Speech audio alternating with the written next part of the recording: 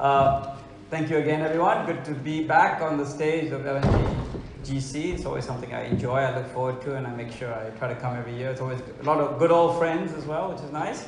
We've been bouncing around this business a long time, haven't we? So Texas LNG, it's really all about high value, low risk, and the realistic side. So today we'll talk a lot about the realistic side and the focus to FID. And the theme of my presentation is the buyer-seller discord, which I think we all recognize what that's all about. So I'm not going to spend too much time on some of these slides, but I think it's kind of setting the stage. Look, there's a lot of capacity coming on the next 2 or 3 years. And what happens is, we're talking to buyers for looking out in the future, and I'm trying to sell them umbrellas for the future, but they look out, it's sunny, and no one wants to buy an umbrella. Even though the weather forecast said it's going to rain 5 years from now, no one buys an umbrella because it's sunny today. And so they look out the window and they see all these cargoes show up, all these new projects come up, and it's an easy excuse to say, well, there's not a lot of gas. So we can talk about it between ourselves, there's not a lot of gas, but we all know one thing about LNG is wonderful, you can predict supply capacity quite easily. If you don't FID today, there's no supply capacity addition 4 years from now. There's nobody. Even Sharif Suki, the magician, cannot pull supply out of the hat. If it don't FID today, it's not going to happen, no matter what someone promises you. So we all see this happening, and so why don't the buyers see it? And we all, we've heard so much about China, but it's not only China, but it's a lot of other countries. Obviously, you have India that we haven't talked enough about, but I think India could be the topic of conversation next year in our conference. Today it's all about China, China, China. India's out there, it's hard to predict what it is, hard to forecast. Pakistan, and there's so many, it's amazing, and I've said this before, I travel all the time, and I don't think, apart from the US and maybe Russia, I don't think there's a single country in the world that's going to produce more gas tomorrow than they produce today. Everybody's in decline, pretty much. Apart from the US. So, and everybody I meet who's a consumer is going to use more gas tomorrow than today. I've never met someone saying, oh, my gas consumption is going to go down. So there's a dichotomy here where how are we going to resolve this thing? So, the demand is going up. We know it's going up. But the buyers are great at making excuses.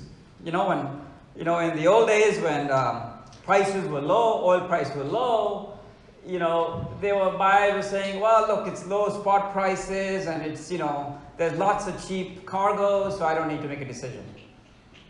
Today, oil prices are up, prices are going up, and today the buyer's like, well, it's very difficult to make a decision because oil prices are up. And it's easy not to make a decision.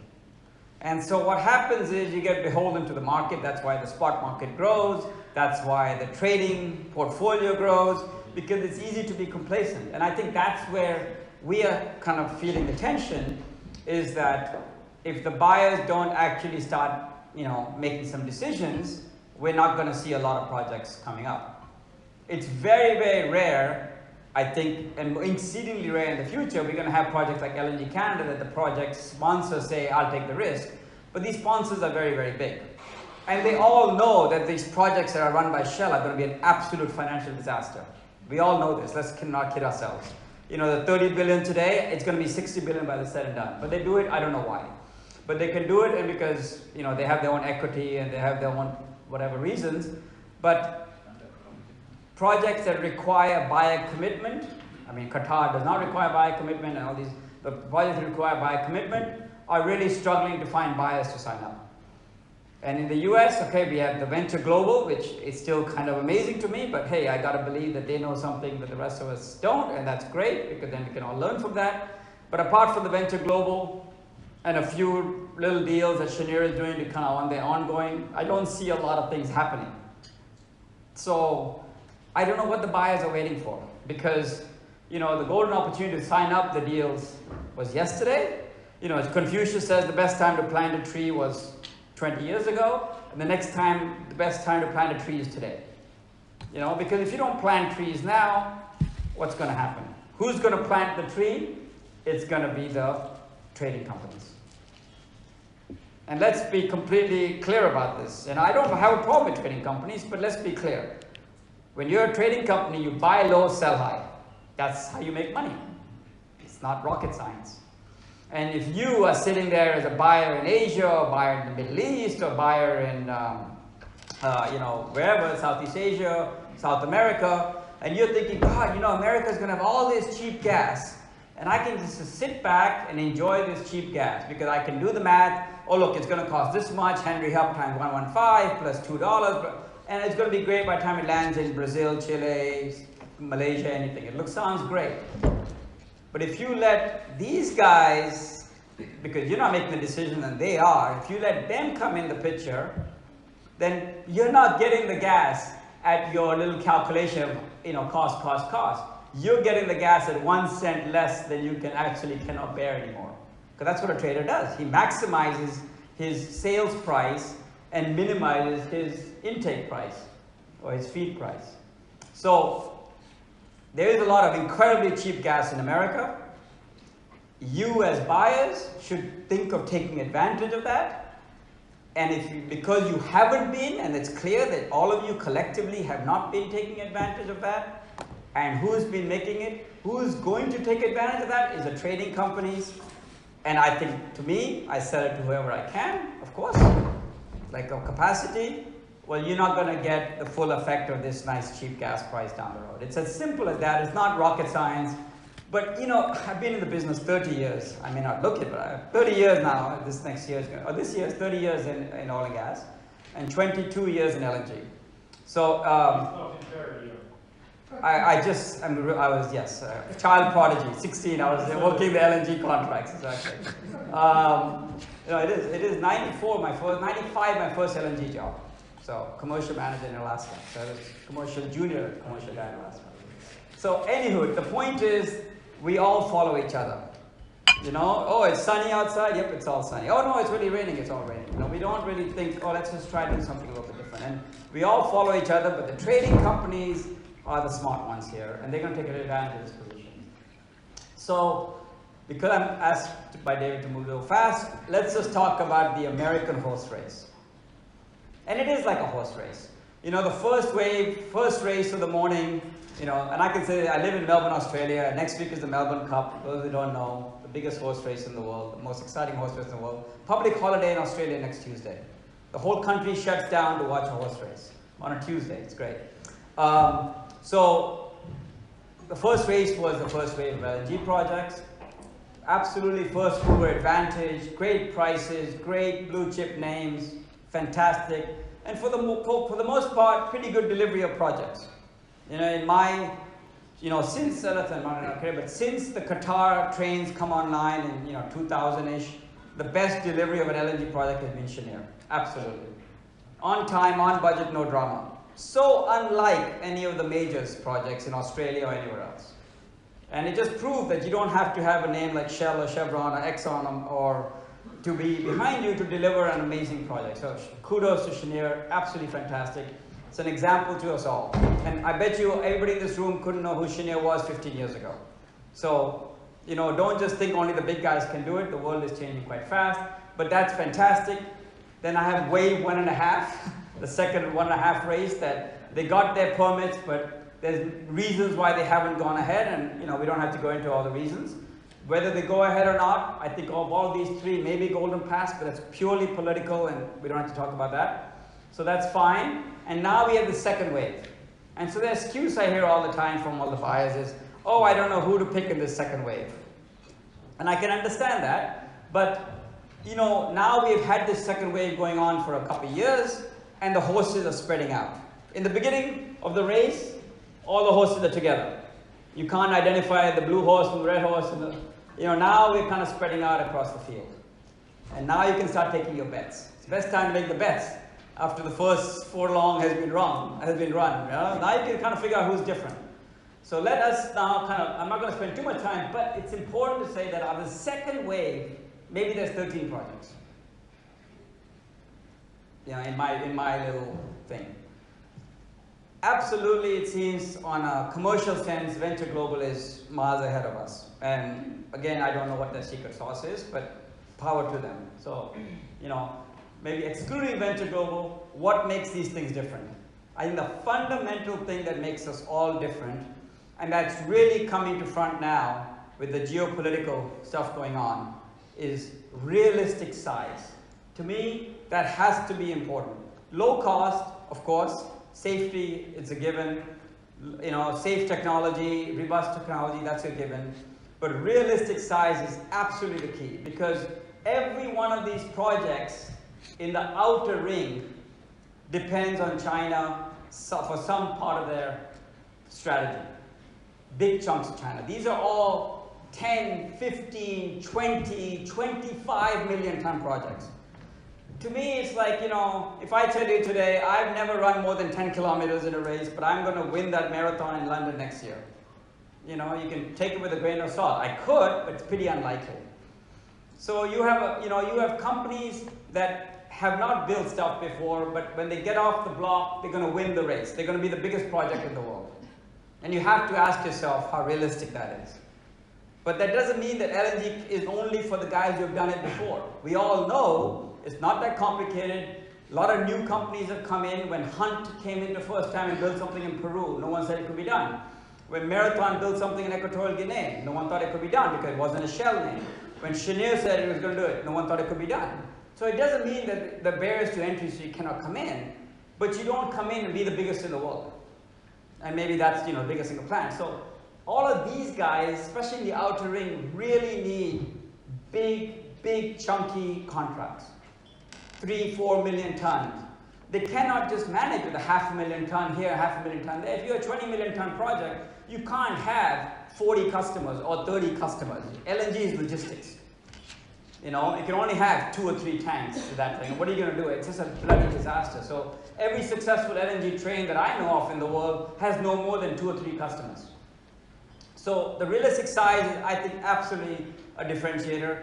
More so today, when now there's this reluctance to, from I don't know which side, and I'm not in a position to say, but I don't see a lot of big volume Chinese long-term contracts happening until the tension is resolved. Big volume. And so that's why we see a lot of these guys now dancing, making excuses. You'll see a lot more of that. The business models change. Tellurian's business model changed again this week. Everybody's going to make excuses why their great, ambitious FID schedules are going to be delayed. Because they needed the big chunky contracts to get off the ground, and those big chunky contracts are going to be hard to get. So really, it's quite interesting. We are 2 million tons FID, 4 million tons is our maximum capacity. The next biggest is ANOVA at 6. And there used to be 9. And then everybody gets just bigger and bigger from there. And even some of you say, well, yes, but some of them are not going to go to full capacity right away. But yes, but even from what I have read, I don't know any further project that their first phase is less than 8 or 9 or 10 million tons. Just keep that in perspective. Bontang, Badak, LNG, used to be the world's largest LNG plant for 20 years. And it took train F to get there, A, B, C, D, E, F, which is like 9 trains, over 20 years to get there, to be 15 million tons at the end. And these guys are going to say they're going to be 15 from the day one. It's really hard for me to imagine that can be done. But either way, what they do or not do, the advantage we have, by luck in some ways, no, it's not by luck, because it was premeditated. Those of you who heard me speak for the last 5 years have always say that we need to say small, because that's a new customer today. And I think we're finally being recognized. It's like, I feel like Rodney Dangerfield get no respect by most people. But it's finally changing a little bit, which is great. Bloomberg's, thank you anybody from Bloomberg. Their global outlook that just came out last month. They have only these projects as the most highly likely projects to reach FID in North America. And I was quite happy to see us as number 3 on that list. And they had all these others on the list, and they said only these are the ones that they think are highly likely. So that's kind of nice to see a little bit of people recognizing it. But things are really happening for Texas LNG. Last week we got our draft EIS. For those who don't know, this is massive. This means that now the government has not only got all the data it has, the government is now on a very fast track to give us the approvals. So the draft EIS is an 800-page report the government put together based on our data. It's 5 years. Basically, we started the process oh my gosh, 2015 pre-filing, 2016 filing, and now late 2018 draft EIS, early 2019 final EIS, probably final approvals probably third quarter next year, second or third quarter next year, middle of the next year. So you can see that this is not for the faint-hearted at all, this process. Very, very long. No one can get it faster. They can promise the world, but you cannot go faster. It is the way it is. So that has been great. Lots of engineering done. Off-take agreements. We have a bunch of MOUs. We need to now, one of the things we need to do is convert them to binding things. And we're still, fundraising is always difficult, you know, and that's what we are looking for. We're looking for to get a bit more money, but our site is amazing. You all know it's in South Texas, but I'm going to come to it where I think what has happened, and I must say, it's been lucky. Cannot say we planned this, is the rise of the Permian. 5 years ago, I mean, of course, I worked in the Permian, I worked in the rigs there, never thought the Permian is going to be what it is today. But just to keep things in perspective, we are down here, the Permian's up here, there's a hub in the middle, and now I'm going to show you some numbers, because that's another thing we know. I always show numbers, which I think is really important. So this is a slide you saw yesterday by the Commissioner of the Port of Corpus Christi. Keep this in mind, Waha, that's a Permian hub. There's a 6 or 7 pipeline projects that are proposed, including Kinder Morgan and a bunch of others, to Agua Dulce. That's a hub near Corpus Christi. That's he's talking about, we're talking about. And then we are down here, and there's the Valley Crossing pipeline that has just started in service now. Okay? So, let's put things in prices here. This is the graph of Waha versus Henry Hub. So one thing is we need to stop thinking of America. You know, I heard this even yesterday. Someone said, American gas price is Henry Hub price. No, it isn't. Let's not kid ourselves. There's huge discrepancy in prices. And the differentials are massive. And the differentials don't just close immediately because the distances are large and no one just builds a pipeline right away. So we are now looking, just a few weeks ago, when I last looked in mid-October, so 2 weeks ago, when I made these slides, the differential between Waha and Henry Hub was $1.94 negative. And if that day Henry Hub was 328, so Waha that day was 126. And just to keep this in perspective, the Permian, there's so much gas in the Permian that people are definitely talking about zero wellhead gas price very soon in the Permian. So there's a price just to get the wellhead gas to Waha. That's the price. Because at the wellhead, they're giving it away. Because it's associated gas. High oil price means what? More drilling of oil. More drilling of oil means more associated gas. More associated gas means lower price of the Waha. Lower price of the Waha means better economics for me, which means a better differential against oil link price in Asia. It's a win-win-win-win when oil prices are going up. When they're going down, people don't have a different view on things. So this is quite interesting. So if I said instead of $1.26, I'm saying $1.50 to keep it easy. It's about 45 cents to get it from Waha to Agua Dulce. It's about 25 cents to Agua Dulce to my site. These are slides that I'll give you all the numbers. They'll be on the slide pack, no problem. We think we can get gas into our plant now, unlimited amounts of gas, you know, 50 years worth of gas into our plant for $2.20. Now just to give you perspective, out of all those horses in the race, and I go back to the horses in the race, that's important. Out of all these horses in the race, only 4 projects can get gas from the Permian. The 3 in Brownsville, which I'm not going to name, including ourselves, and the Corpus Christi plant. That's it. And that's why even people like Tellurian are now trying to build a 1,000-kilometer pipeline to connect to Permian, which is completely unrealistic in my view. So, right place, right time, maybe, you know? We could get lucky for once, it would be nice. So, I'm going fast as I can. So, but I need to give some numbers, okay? Everybody loves these numbers. So, again, I used that $1.50, and now it's 70 cents because I just added 45 plus 25, just to simplify it. And our tolling fee, and here's where the geeky engineer in me comes in. I'm not a marketing guy. So, our feed tells us our number is 260. The feed is plus minus 20%.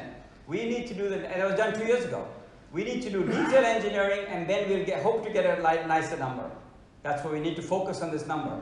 So before we do that next phase of engineering, I cannot promise I'm not going to say, oh, Venture Global is 222 or 2025, I'm going to be 222, because I don't have the basis to say that. I honestly think that all the projects in the Gulf Coast are going to come out not too differential in price, because it's like building a house in a subdivision. We use the same contractors, same people, we're all modular, we're all going to make our things in China, we're all using similar technologies. I'm electrical compressor, they're electrical compressors. What makes them different? I don't know. We have the lowest overhead out of everybody, by far. One of my neighbors just took the entire floor at the most expensive office building in Houston. And they have the same cash flow profile as we do 6 years from now.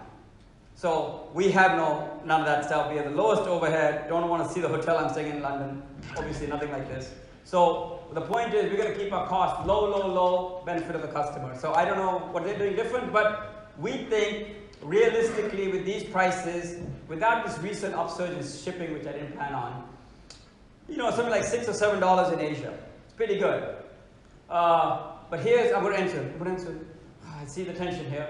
But if today's price is $1.50 Waha, and oil price is 80, then we are like 670 versus roughly 10 FOB in Asia, or DES in Asia.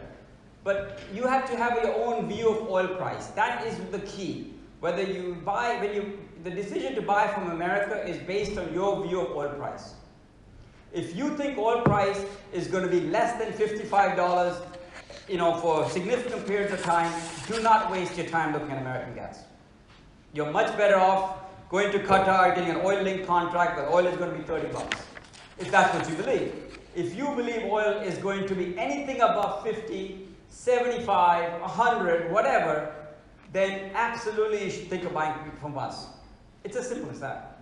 It's a commodity. Price drives everything. There's no branding. There's no names here. It's just, you really want the gas, really think we have access to cheap gas.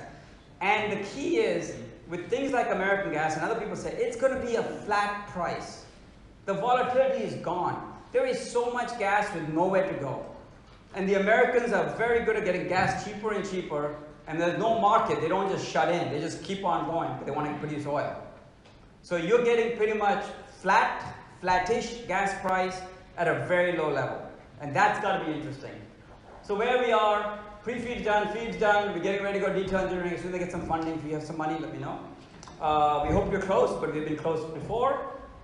We just got the draft EIS. The next step is final EIS. And by the middle of next year, we'll get this. And we have signed a bunch of term sheets, happy to talk to some more people. And this just came out yesterday. Not going to say everything about Ted Cruz, but even Ted Cruz put on his Facebook tweet yesterday, I got it last night, he's congratulating us. So we're getting the attention of some people. Not enough of you. That's it. Thank you. Thank you.